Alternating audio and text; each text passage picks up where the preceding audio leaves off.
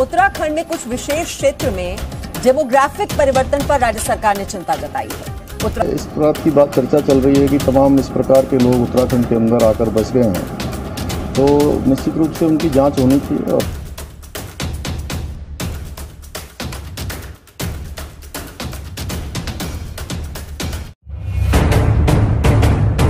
नमस्कार, आप देख रहे हैं राजकुमारी, आपके साथ मैं हूं भुवन शर्मा। घुसपैठ ये शब्द अक्सर सरहदों से आई खबरों में सुनने या पढ़ने को मिलता है, लेकिन आजकल इस शब्द की चर्चा देवी देवताओं की भूमि उत्तराखंड में जोरों शोरों से चल रही है। दोस्तों, मीडिया रिपोर्ट्स के हवाले से खबर आई है, ये जानकारी सामने आई है कि उत्तराखंड में रोहिंग्याओं और बांग्लादेशी मुसलमानों की घुसपैठ जो है वो तेजी से बढ़ रही है।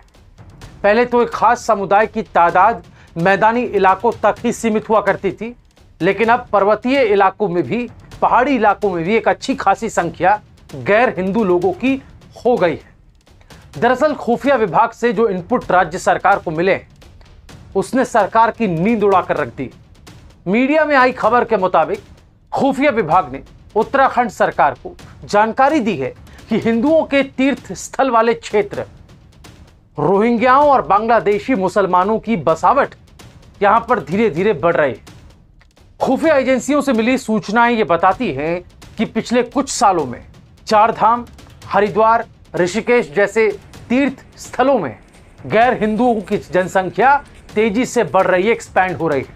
खासतौर पर अगर हरिद्वार की बात करें तो खुफिया विभाग के पास से आई जानकारी बताती है कि जो जानकारी सरकार को दी गई है वो ये बताती है कि गंगा किनारे के आसपास ऐसी आबादी ज्यादा है और ये आबादी धीरे धीरे यहां बढ़ रही है। हालात यहां तक आ गए हैं कि रोहिंग्या और बांग्लादेशी मुसलमानों की घुसपैठ के कारण पहाड़ों से लोग अब धीरे धीरे पलायन करने को मजबूर हो रहे हैं। एक तो पहाड़ों में वैसे ही गांव के गांव खाली होते जा रहे हैं नौकरी और दूसरी वजहों से, और यहां के मूल निवासी की संख्या लगातार घटती जा रही है। खाली हो रही जमीनों को खरीद कर बाहर से आ रहे एक खास समुदाय के लोग यहां बसते चले जा रहे हैं। सरकार को इस बात का डर सता रहा है कि ऐसा होने से यहां की सांस्कृतिक पहचान, यहां का डेमोग्राफिक स्ट्रक्चर कहीं बदल ना जाए और सामाजिक धार्मिक ताने बाने पर इसकी चोट ना हो और उस पर खतरा मंडरा सकता है। ऐसे में जानकारी आई है कि सरकार ने इस पर सतर्कता बरतते हुए निगरानी और इस पर नकेल कसने की कोशिश जो है वो तेज कर दी है। उदाहरण के लिए जमीन की खरीद फरोख्त पर सरकार की खास नजर है, खास तौर पर उन क्षेत्रों में जिनकी पहचान हिंदू तीर्थ स्थल के तौर पर होती है। इसके अलावा गैर उत्तराखंड के लोगों के सत्यापन के लिए अभियान चलाया जाएगा, क्योंकि इंटेलिजेंस की रिपोर्ट में यह बात सामने आई है दोस्तों कि बड़ी तादाद नेपाली मूल के नागरिक भी अवैध रूप से उत्तराखंड में रह रहे हैं।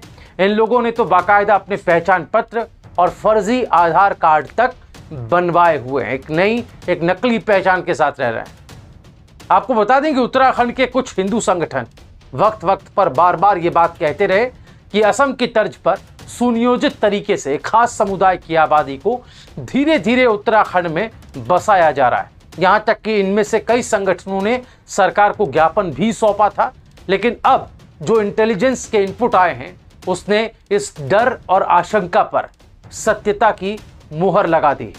यहां तक कि खुद मुख्यमंत्री पुष्कर सिंह धामी भी कह चुके हैं कि इस तरह की चर्चाएं चल रही थीं और इसको लेकर कुछ ठोस काम किया जाएगा। साथ ही सीएम धामी ने सांप्रदायिक सौहार्द ना बिगड़े, इसे लेकर हर जिले में शांति समिति गठित करने का भी फैसला किया है। दोस्तों, आइए आपको दिखाते हैं इसे लेकर मुख्यमंत्री पुष्कर सिंह धामी ने एग्जैक्टली क्या कहा था। बहुत समय से इस बात की चर्चा चल रही है कि तमाम इस प्रकार के लोग उत्तराखंड के अंदर आकर बस गए हैं, तो निश्चित रूप से उनकी जांच होनी चाहिए। और जांच जो है चूँकि किसी को टारगेट करके नहीं हो रही है, एक पूरे उसको समसामयिक विचारोपरांत उस पर कार्रवाई हो रही है। सर, वाकई में चिंता का विषय बन चुका है। हाँ, पलायन और ये दोनों विषय जो है बहुत चिंता के विषय। मैंने कहा ना कि भाई अगर मुख्यमंत्री जी को ऐसी जानकारी है कि कहीं कोई सांप्रदायिक सौहार्द बिगाड़ने के प्रयास कर रहा है, तो सीधे उस पुलिस कप्तान को आदेश करें कि भाई फला जगह पर मुझे ऐसी सूचना मिली है और उस पर कार्रवाई करें।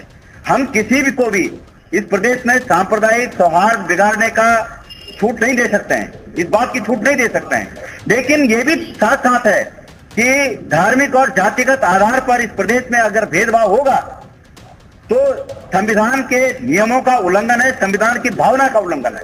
इस बात पर भी हम चुप नहीं रहेंगे। तो सीएम धामी का बयान बताने के लिए दोस्तों काफी है कि सरकार इसे लेकर कितनी ज्यादा चिंतित है, और ऐसा होना इसलिए भी लाजमी है क्योंकि हालात खराब होने की दिशा में आगे बढ़ रहे हैं, और इसके पीछे कई कारण हैं। नंबर 1, पिछले 2 दशक में उत्तराखंड के पर्वतीय क्षेत्रों में गांव जो हैं वो तेजी से खाली हुए।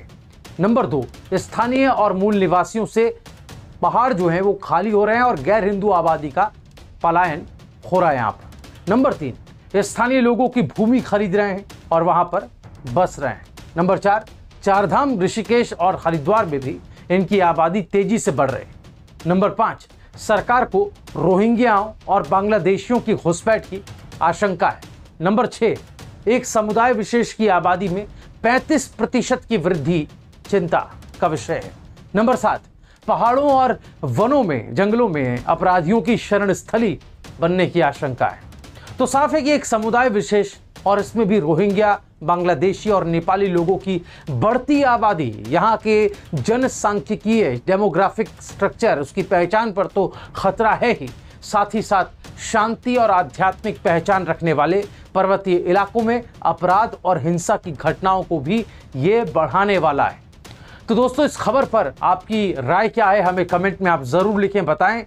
अगर आप पहली बार हमारे चैनल पर आए हैं तो हमारे चैनल रायशुमारी को सब्सक्राइब करना ना भूलें। पास में आपको बेल आइकन का बटन दिख रहा है, उसको आप दबा दें ताकि हमारी आने वाली वीडियोस की जानकारी, वो नोटिफिकेशन आप तक वक्त पर पहुंचता रहे। और हाँ, एक बात और, नीचे लाइक और शेयर बटन के पास आपको थैंक्स नाम का एक बटन भी दिख रहा होगा, आप इस पर ज़रूर क्लिक करें ताकि आप हमें इस काम में आर्थिक सहयोग दे सकें, ताकि आपके लिए हम आगे इस तरह के कंटेंट को जारी रख सकें। बाकी खबरों से अपडेट रहने के लिए आप हमारी वेबसाइट रायशुमारी.com पर भी जा सकते हैं। धन्यवाद। उत्तराखंड में कुछ विशेष क्षेत्र में डेमोग्राफिक परिवर्तन पर राज्य सरकार ने चिंता जताई है। इस बात की चर्चा चल रही है कि तमाम इस प्रकार के लोग उत्तराखंड के अंदर आकर बस गए हैं, तो निश्चित रूप से उनकी जांच होनी चाहिए।